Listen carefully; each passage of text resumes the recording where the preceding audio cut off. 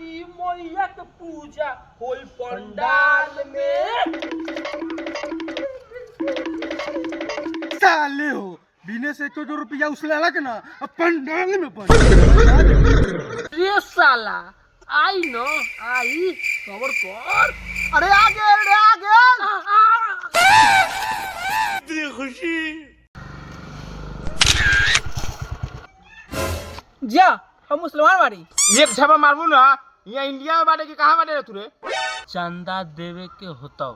मजहब से कोई मजाक नहीं भाईजान सॉरी जाइए।